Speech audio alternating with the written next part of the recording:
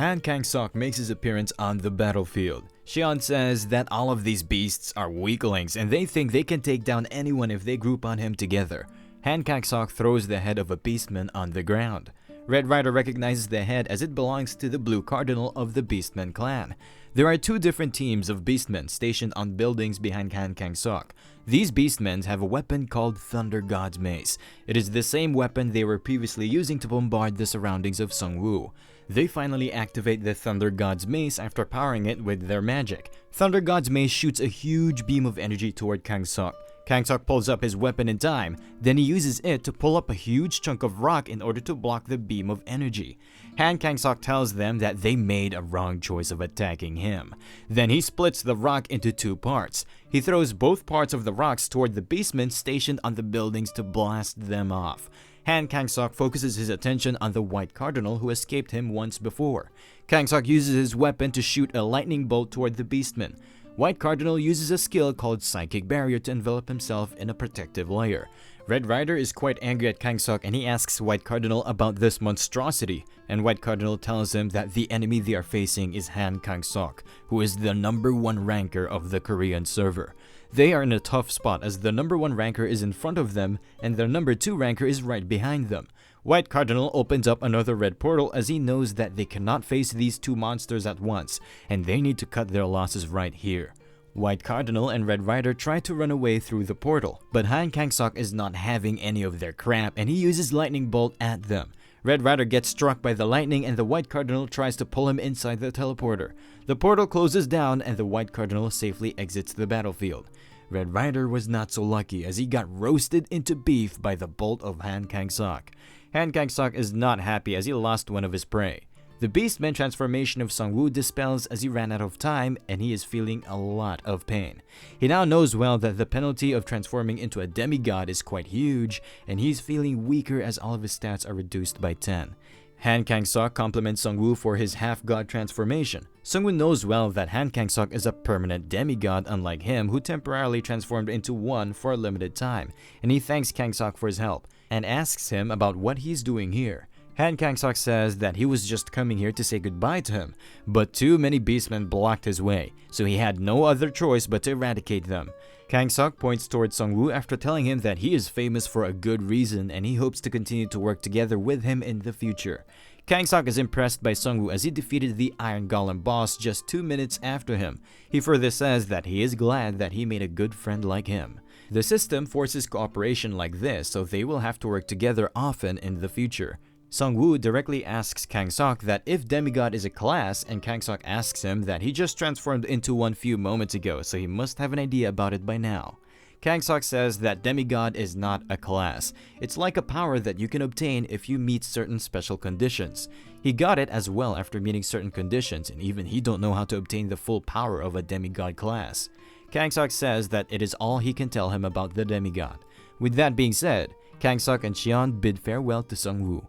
Sungwoo is still thinking whether Kang-sok really came here to bid farewell to him or if he had any other motive. Maybe Kang-sok sensed his demigod state and came here to check it out. After a few hours, some helicopters belonging to Yongdongpo Guild arrive there. Minhum Sung comes out of the helicopters along with other crusaders and he apologizes for being late. Sungwoo tells them that it's okay as their surveillance team informed him beforehand about the Beastman assault, which saved his neck. Minhum Sung says that he is happy that Sungwoo resolved this huge incident by himself, but there is another big piece of news they just got. It turns out that an angel statue was discovered in Seoul.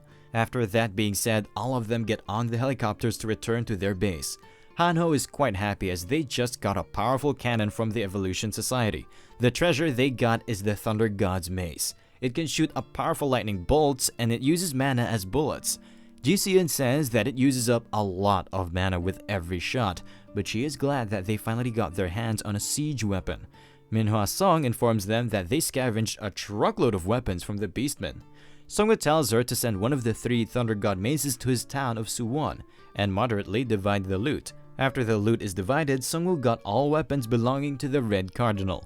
The first weapon he got is a heroic rank fighter's shackle. It can seal all of the opponent's weapons for a short period of time. The second item he got is the Mountain Goblin Shield. This shield can nullify magic attacks 3 times and it has a cooldown of 3 hours. He got 3 more werewolf syringes so he can transform into Anubis 3 more times. Plus, he turned the Red Rider into one of his minions, so now he has another powerful summon on his beck and call. Manhwa Song comes to Sungwoo to tell him that the angel statue was discovered near Namsan. Since it's an installation object, it can only be moved after 24 hours of initial discovery. Hanho asks her about how much time is left until they can move it, and Manhwa Song tells him that there are only 17 hours left, and they are currently preparing their transport team for this task. Jiseon says that she is happy that now they can rest for at least 17 hours, and Hanho asks them if they have an air-conditioned room as he wants to take a nap along with Righty. After some time, they are resting in the room, and Hanho informs Sungwoo that the town of Suwon grew a lot, and the average level of players in Suwon is 8. Sungwoo is happy as the town of Suwon has a lot of production classes like blacksmiths, chefs, and leather workers. Everyone back in Suwon is helping each other, which is contributing to their synergy becoming stronger by every day. It turns out that the movement of the pirates is again being suspicious near Ganghwa Island.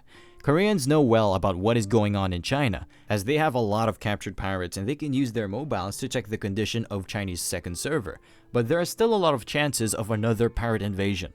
Hanho asks Sungwoo that if he thinks that the pirates will come again, and Sungwoo tells him that they will, but they're going to take a lot of time to replenish their ranks. Jiseon says that their entire advance force got annihilated, so they will first try to become stronger than before. Sungwoo says that it's a pain in the ass, but they need to get this union stronger for a bigger invasion. All of a sudden, a notification pops up which informs all players that the first part of the mainstream Chapter 2 has ended. It turns out all monster armies were annihilated in this time. The system reveals the rank of players who defeated the monster army bosses. Sungwoo defeated 3 bosses, Han Kang-sok, Doctor, and the Prosecutor defeated 2 bosses, while other ranked players and guilds managed to defeat 1 boss each, and there were a total of 14 bosses. Hanho is a bit happy as this long and frustrating boss raid chapter is over, but Sungwoo reminds him that it was just the second chapter, and there are more chapters to come. After some time, they get a notification about the start of the 3rd chapter. This chapter is called Selecting Factions. The system congratulates all survivors from the Korean server as they managed to defeat all powerful bosses. The players can now choose between 2 factions known as Angels or Devils in order to continue the struggle for the survival of Earth. Hanho says that selecting Angel faction is the right choice, and no one in their right mind would select the Devil factions except one person present in the room whose stats match with that of Devils. Another system message pops up with 5 guidelines. Players can sign a contract with a faction through the stone statues of angel or devil races. Player can receive promotion quests through the statues, and upon clearing them, they will get a shoulder pad of a certain level. Each faction is given a faction quest, and all players receive great rewards after that quest is completed. A lot of large-scale dungeons will be added in this update. And lastly, the current event will last for 7 days, and the schedule may change depending on the situation of the game. Sungwoo says that the system is dividing the players into 2 groups and making them have a competition. The judgment of good or evil is pointless whether they choose Angel or Devil faction, since the system will be toying with them on both sides. Angels and devils are beings that represent good and evil, but Sungwoo is still confused as he's not sure if these devils and angels are the same as their fairy tales. Hanho suggests that maybe they're aliens, and these aliens can be playing with them. The aliens might be making fun of the humans by giving them popularity votes. And Jiseon confiscates Hanho's phone as he's watching too many alien conspiracy theories and he needs to touch some grass. Sungwoo is thinking that these are just theories and the truth will become clearer as the game goes on. After a few hours, the angel statue is about to arrive, and Manhwa Song alerts everyone and tells the snipers to be ready for any kind of ambush. Minhum Song informs Sungwoo and his party that everyone knows about this statue and there are many groups eyeing for it, so that's why they have to be extra careful while handling it. He's not sure if anybody is so careless to attack them, but there is no harm in being cautious. For security concerns, only a few members of the Union are allowed near the vicinity of the statue, and Manhwa Song tells Hanho and Jiseon to wait at the gate. After a few hours, a helicopter arrives with a huge container. After landing, the container is loaded onto the truck. It turns out the prosecutor was personally safeguarding the statue, and he applauds Sungwoo for going through all of that beastmen trouble. The prosecutor orders his men to open the container so that Sungwoo can check on it. After coming near the statue, a notification pops up which informs them that they are facing the traces of the absolute race of angels. Sungwoo says that this angel statue almost matches the fairy tales from their world, and the prosecutor says that it's carrying a sword and a crown in its hands. Sungwoo is thinking that there must be a meaning behind this sword and crown, but he don't know about it yet. A notification pops up which tells them both to put their hands on the statue. Both Sungwoo and the prosecutor put their hands on the statue without any hesitation. An angel party contract message pops up in front of them with 4 points. It informs them that they will be a part of the angels party and they can use the exclusive bulletin board. They will be given a party quest. Their defense will increase by 10 and a buff will be given to them as a basic condition. They can obtain plenty of extra gold if they kill a devil player. The prosecutor says that the game is splitting the players into 2 factions so they can kill each other. Sungwoo says that he is correct, but no one will refuse these contracts because of the immediate buff the statues are offering. A new notification pops up which asks them if they are ready to choose the angel party. They can't withdraw after a certain period of 7 days. If they leave the party later on, they could be given a penalty for enraging the angel. Prosecutor is thinking that he has no other choice but to choose one of the factions, but he is not sure if choosing the angel faction is the right choice, even though they found the angel statue first by accident, but humans are bound to suffer great losses as they will be tied to either of these statues. But he is glad as he chooses to select the same faction as Sungwoo. Sungwoo selects the angel faction, but a system notification pops up which informs him that he can't choose the angel faction, as he is currently possessing a filthy item called Crystal of Chaos, and he can touch the statue again after destroying it. Sungwoo is quite pissed at the statue as it is straight out dissing him. The Crystal of Chaos is a legendary ranked item and it is one of the best items Sungwoo ever got, so he cannot easily give it up. Moreover, Sungwoo can feel a dim sense of uneasiness emitting from this angel statue. All of a sudden, a hidden quest called the Third Choice pops up in front of him.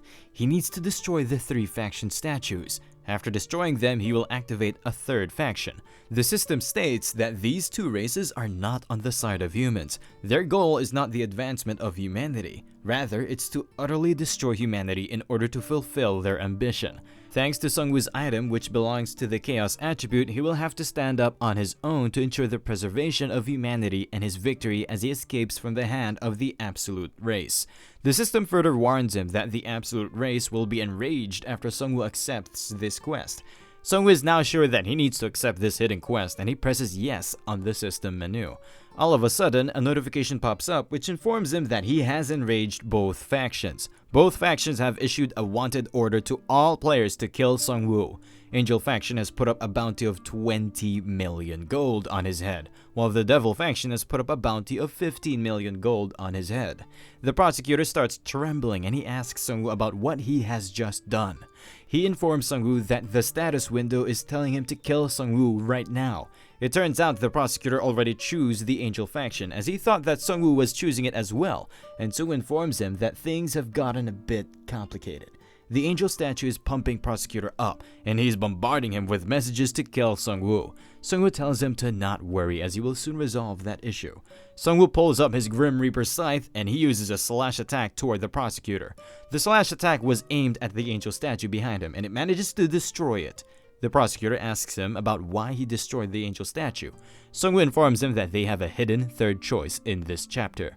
He further informs the prosecutor that they cannot win this game by submitting to an unknown being of evil nature.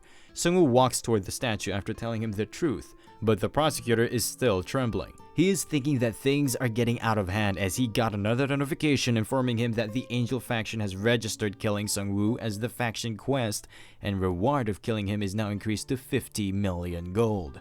Sungwoo goes to the statue as it is emitting a light after being destroyed. Sungwoo gets a legendary rank consumption item called the Angel's Wing Piece. The player can move to the angel statue within a certain range when used. The Devil faction members are unable to use this. It can be used as the last emergency escape if the stone statue is destroyed. Sungwoo is thinking that this is an amazing item and maybe he can move to another statue if he used this. So basically, it's an item which can be used by the losers to escape from the other faction. Sungwoo previously heard about another angel statue nearby, but it was first found by the pirate leader, and maybe he has it in his possession. It's an opportunity in disguise for Sungwoo, as he can directly assault the pirates and get rid of 2 birds with 1 stone. After some time, Sungwoo is a bit taken aback after watching Han-ho. Han-ho shuns him for being arrogant, and now he made powerful enemies without even discussing anything with his party, and Han-ho is thinking about cutting ties with him. Han-ho tells him to look at the new notification window. It turns out that the Angel faction has issued a quest for the entire server. Players can choose between 3 options. The first option states that players can stop Sungwoo and they will receive a lot of buffs while fighting Sungwoo. Plus, the players who contribute the most will get some legendary treasures as a reward. The second option states that they can choose a 3rd faction, but as a penalty, they will be hunted by both light and dark factions. The third option states that they can just be bystanders and wait things out. Han-ho yells at Sungwoo for being a dimwit, and he's drawing to kill him so he can get his hands on these juicy rewards. On the other side, Ji-seon is barely holding back her sword, as 50 million gold reward is too much even for her. Ji-seon tells Sungwoo to listen to their opinions before making a big decision like this, but Sungwoo tells them that it was an urgent matter, that's why he took a quick action. At the same time, the prosecutor arrives there along with his guild members.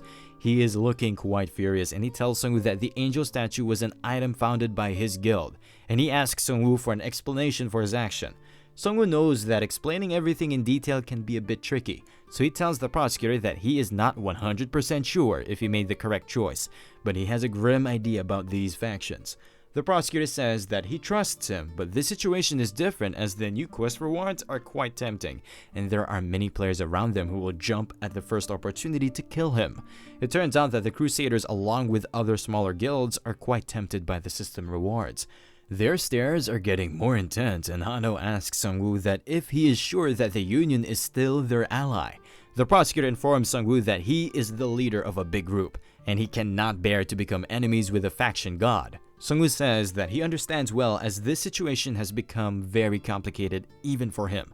The prosecutor informs him that they may even go to war with Sungwoo right here. All guild members get ready to unsheath their weapons. Han-ho asks Sungwoo to say something in order to defuse this situation, or even he will cut ties with him. Sungwoo has no idea if he can win against the prosecutor because he has a lot of powerful players with diverse skill set under him. The prosecutor tells Sungwoo to ease up, as he has decided that his guild will remain neutral for now. Sungwoo thanks him for trusting him, as all of this is his fault in the first place.